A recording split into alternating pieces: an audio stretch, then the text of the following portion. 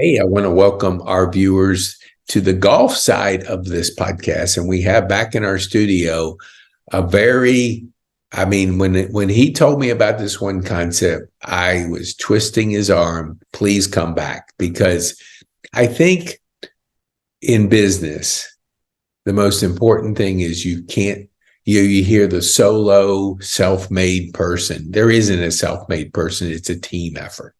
And if you can build a team, you can be successful. So Farrell had a career in building, which he had to build the team. Now he's coaching based on his lessons and what he's learned. So Farrell, for our people that haven't seen your previous podcast, tell our viewers who you are, what you do, and who you serve. All right. Good morning. Thank you so much for having me back, Pete. I'm really glad to be here. My name is Farrell Middleton. I'm a lifelong Georgian. Grew up in Savannah, lived here in Atlanta for a long time. Had a 36-year career in production home building here in Atlanta, as Pete mentioned. And I'm 59 years old. I'm a young 59. I got a lot of years left, but I just wanted to spend my time differently and decided to make a change a couple of years ago to shift into a second career. And I've developed my own program. It's called the Bell Curve of Life. And it is a unique program that relates to circumstances that people find themselves in on a routine basis, both personally and professionally. My goal is to work with business owners and leaders to help them create healthier and more productive business environments, and to work with individuals as well for their enhancement in attitudes, communication, problem solving, relationship building. That is what I want to do. And I've been doing this for just under 2 years, and I am very excited to be here. I can see, because we talked before we went on the air, and I loved it when you mentioned, we talked about team building. And as a builder, you have to have relationships with the drywaller, the plumber, the electrician, the floor guy, all these kind of people. And there's lots of them. And if you cannot have a good relationship and build a team, you're not going to be successful. And you obviously were, being in the building industry. So tell our viewers, like, I know people are out there going, I'm my own person. What do you say to people that are in a business that need to build a team? What would you tell them to focus on? My first bit of advice there is, if they are a solo practitioner, like you said, they have what are called close external partners. And this is a big part of my material. There are other companies and other individuals that help support your business on a daily basis. Mm-hmm. Whatever your business may be, whether you're producing products or professional services, it doesn't matter. You are going to have other companies that help support you on a routine basis. Back to the home building analogy, which is just really, really good, because it's just filled with all types of material here. But interestingly, Pete, you focused on the physical side of getting the houses built, which is absolutely correct. Mm-hmm. The trade base, the suppliers, the subcontractors, materials, labor, all that kind of stuff. But there are other close external partners as well that go into the home building side of things. Let's start on the front end with lenders. Mm-hmm. You got to borrow money in order to develop land and build houses. Public companies, of course, work under different financial models. So it's a little bit different. We'll talk about the private guys. Mm-hmm. But you have to have a relationship with a banker in order to get funding for your business. And the home building business, with that and land developing, it is a constant borrow money, pay it back. Borrow money, pay it back. It happens all the time. So that's the front end. Then you get into building, developing the land and building the houses. And your other close external partners on what I'll call the professional services side of things are the preferred mortgage lenders that are out there as well, that have to support your business. Mm-hmm. There are the closing attorneys that perform the closings for you to transact, get the house in the ownership of your customer. So not only is it just the physical folks that actually help build the houses, but it's the professional service people as well that are a critical part of the team in a home building operation. And it doesn't matter if you're going to build 5 houses a year, 100 houses a year, or 500 houses a year. The fundamentals are still the same. You have to have other people out there giving you a hand with it. It'll never change. It'll always be that way. I love that. And I'm a person that I believe in coaching, and I currently have a coach. What do you say to the viewers that have never hired a coach, and they're just, what would you encourage them? And I know it's a little self-serving, but give us your number one objection that you hear from people that say, I love what you do, but. Okay, that's a very good question, and I've got a very easy answer for you on that. I was guilty of this as well. If you are working on your own on a routine basis, you get tunnel vision. Everybody knows the term. You get focus. You like this. Your insides, your rails, and some people call it, fair balls between first and third in baseball, that kind of thing, or in a track or a swimming meet, you stay in your lane, that kind of thing. If a person is leading a company or owning a company, and they don't have an outside opinion or conversation on a routine basis, then they are not going to be able to see the other things out there that could be very critical to them running the business in a better way. So an outside coach, mentor, teacher, whatever phrase we want to use for it, it is very valuable just to have some fresh conversation. It might be as simple as having a cup of coffee one morning or a lunch or, beer in the afternoon or whatever the case may be. But you've got to talk to somebody else, number one, that is not closely associated with your operation on a routine basis so that you can get some very candid information. That's the primary thing. You got to talk to somebody else so they can give you some varying opinions. Yeah, I heard it said we all have blind spots. It no matter what, and we don't know what those blind spots are. And I know for me, coaching help expose my blind spots and help shine some light on an area I didn't even think about. The questions that a coach asks. And it gets you to think differently, because I think your mindset is so determined with keeping that mind open to learning new things. Because like you said, we talked about how COVID, affected the trade industry. It's like there's not as many around. So you really had to build a rapport. What would you say, so somebody comes to you and they're open to coaching. What do you take them through? What's the first steps that you take them through? The first step is with the business owner and or their high level, if it's an executive team, whatever the case may be. My first conversation with them is what I call A environment, A performer. And this is relative to our historical educational grading scale, A, B, C, D, and F. That's how we did it. An A environment is an environment where there's performance metrics that are met. There's good problem solving, there's leadership, there's vision, there's good communication, that kind of thing. And I've actually got a recipe, or a formula rather, recipes for cooking. I've got a formula for an A environment for businesses. And it starts with vision, and then it leads into structure, then it leads into commitment, and then discipline, communication, and finally relationships. So that's where I start. And this conversation, anybody can relate to it.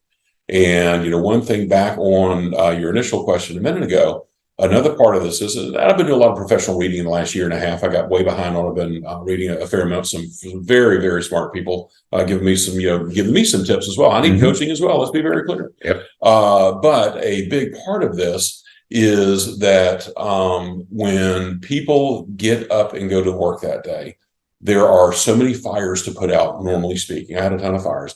But a lot of what I've been reading about is the concept of most business owners are so busy working in their business, they can't work on their business. And it's a big deal. And that means every once in a while, you have to extract yourself from the daily grind, the daily activities, all the noise and the fires. You have to pull yourself out of that and elevate yourself above that to look at the situation from what they call the view from 10,000 feet. You got to look at it, and that's a good way to grow. But back to the details, starting with the A environment. And my concept is very simple here. If you put a C performer in an A environment, they can become an A performer. If you put an A performer in a C environment, they will more than likely drift towards C performance, and they will probably leave.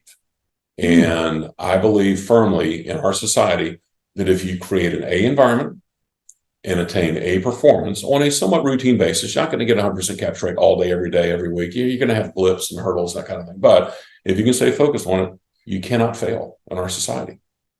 A environment with A performance, you just can't fail. And that's what I want to talk to business owners about. And I've got formulas for these. I've got the traits of an A performer. I've got traits of a C performer as well. Let's be very clear. And so that's my main message is that's what I want to do. And it's resonating very well because it's just common sense and people can relate to it very easily. I totally agree. I love what you said. Now, a career of that many years in building, What went into your mind for the viewers that haven't listened to you or know you personally?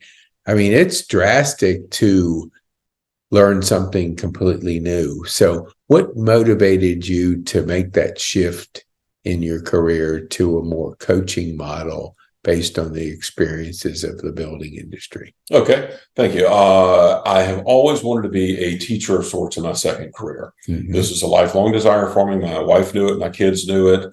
And a few years ago, I decided that the timing was right. I won't get into those details here, but the timing was right for me. I was 57 years old, had the pleasure of raising two daughters. They're working professionals in Atlanta now.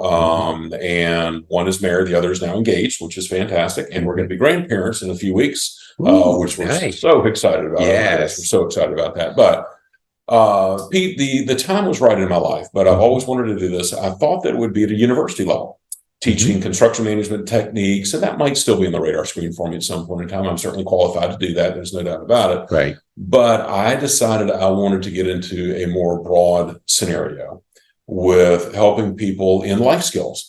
My program is, I'm in the people business, and it's about personal growth. And that's what I want to try to focus on is that arena and that kind of thing. And that is a huge motivation for me. And I do believe that younger, less experienced managers in the workplace would be good candidates for me to get in front of. Mm-hmm. I was one of those. I was a manager at the age of 22 a bunch of years ago. And I have recruited, hired, trained, managed, and motivated hundreds and hundreds of people over the years. And so I've got a very good base of knowledge and experience to offer these services to the general marketplace. It's practical stuff. I'm a practical guy. I've got a lifetime of practical experiences that I just want to share with as many people as I can to help them live a better life. Yeah, I've had a person that was on the previous podcast, and her business was based off of her going through a situation where her husband passed away, and she had to do a number of things to communicate with the family, and it led her to leave a career of sales and marketing to living on purpose and doing something different. What would you say? I always like, because we had some cool discussions about golf. Mm-hmm. So this is for our golf fans out there.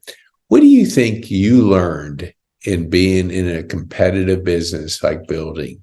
How has that helped you to be a better competitive golfer? Oh gosh, that's an easy question for me. Basically, as with any business situation, you've got to wake up every day, and you need to have a good focus. It all starts with attitude. My primary concept that I discuss with people is attitude. If you have a positive attitude on a routine basis, then you can make your way through any challenging circumstance. No person or circumstance can ever control it. They can influence it, but they can't control it. Mm-hmm. So if you have a good attitude, that's the start. And then the next thing is using time effectively. I'm not a time manager, but I want people to use time effectively.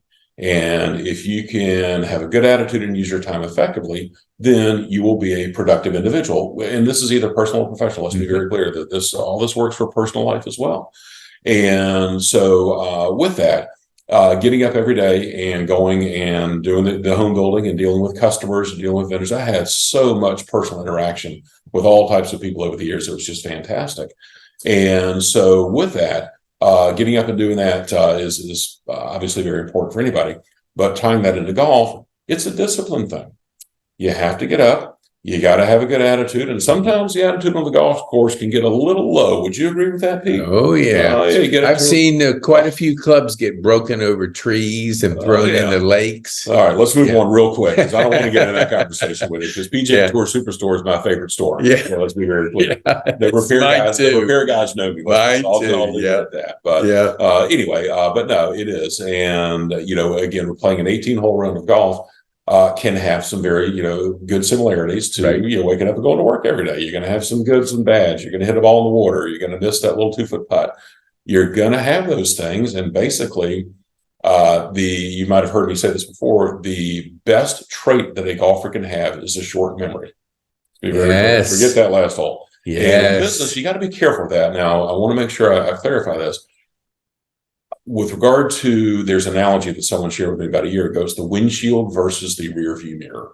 Ooh, yeah. The windshield is so much bigger because it's what's in front of you. Yes. Okay, and that's what you want to focus on. Yes. However, that rear view mirror is there to see what's behind you. You don't want to focus on it, but you don't want to forget it either. Yes. You can learn lessons from the good stuff and the bad stuff. And actually, candidly, in my career, and I've said this a lot, I think sometimes, Pete, I have learned more about my mistakes and my mishaps than I have about the stuff that's gone right. Because when stuff goes right, it's supposed to go right. Yes. Maybe you don't learn anything or whatever because it's supposed to, but gosh darn, when something goes bad, oh boy, let's take a step back and reflect on it. And so I think that's how it can relate where golf and business can relate very easily, because you're going through a little bit of a journey. The golf is a 4-hour journey and business is a lifelong journey, but a lot of similarities in there, a lot. I love that. And you mentioned something I want you to speak to a specific group of people. Now, you mentioned mentoring.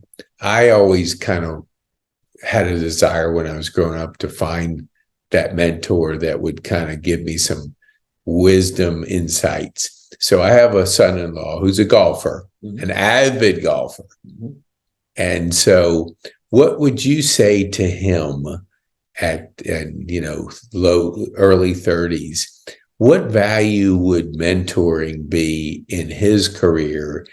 I mean, he was a golfer, but just speak to that to our mid 30s about mentoring. What you see as a beneficial, or what insight can you share? Okay, thank you very much. Good question. I currently have 4 individual clients right now that are in that age range. They're young professionals, mostly in the home building industry, because that's my wheelhouse, of course, but I'm doing some private sessions with them.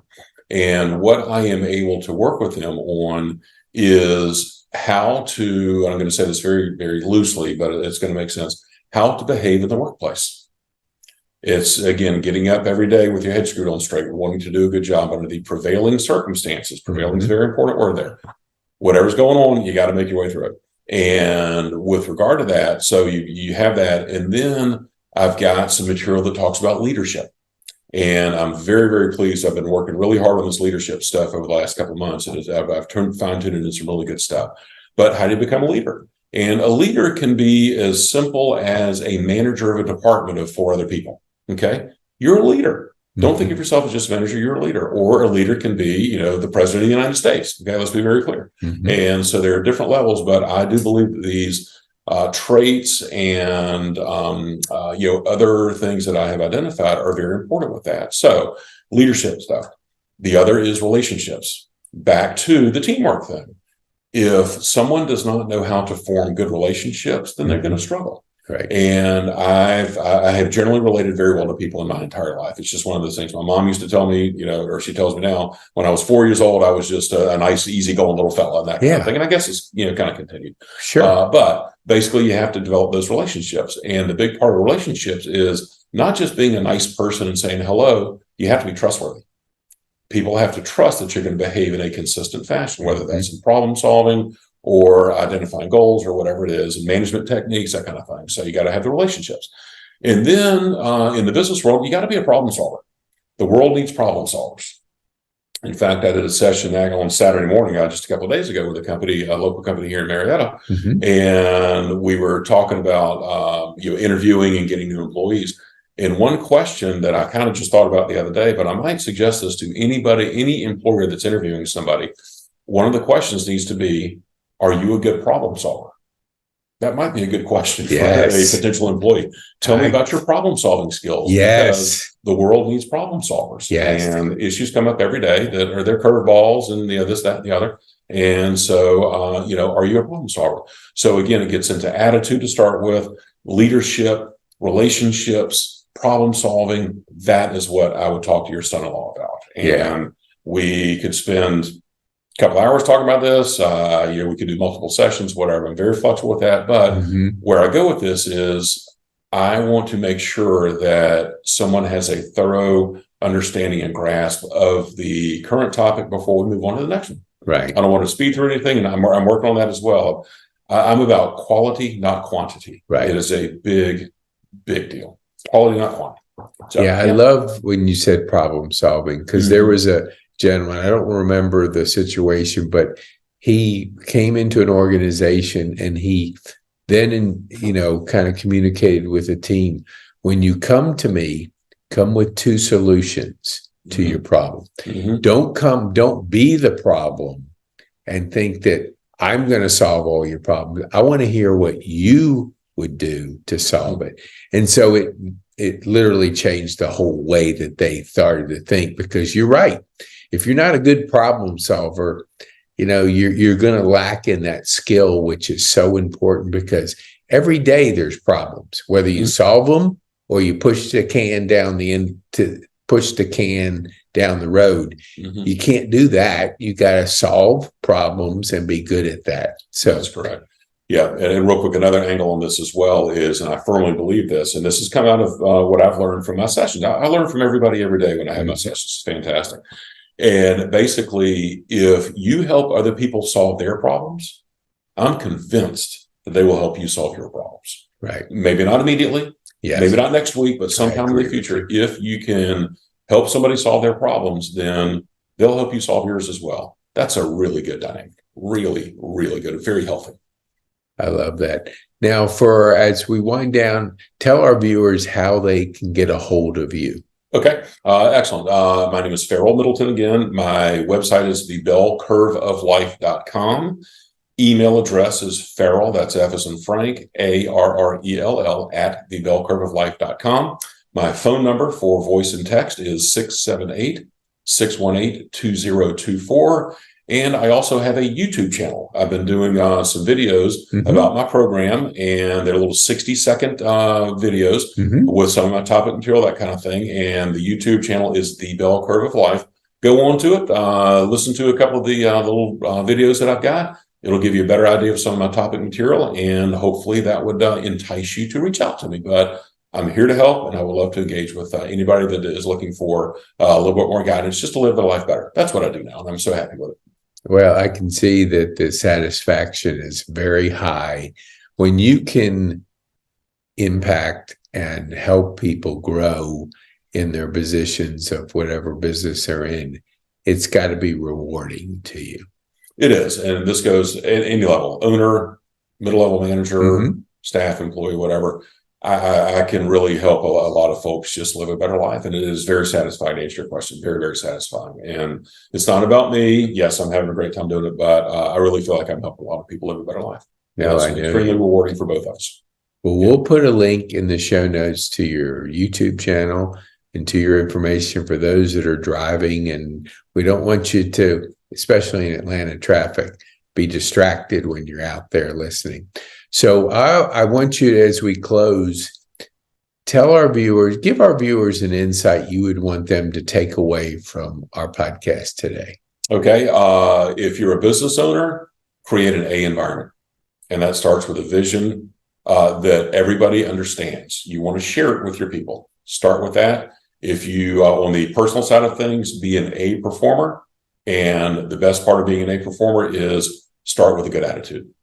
Awesome. If you got a poor attitude today, change it. When you wake up tomorrow morning, have a better attitude and your life will get better. No doubt. I love it. And I want our viewers, if you have questions, put it in the comment section, because Farrell will look at them, and we're going to have them back, because we're going to go into further helping you with that concept of building your team and relationships and problem solving. So you can tell your friends, share this with your friends that you think might benefit by having somebody with Farrell's experience, lessons in life, and what he's doing now to help enhance the next generation of people that are going to be successful in business. So thank you, Farrell. Appreciate you having me. Thank you very much. Great to be with you again today. Okay.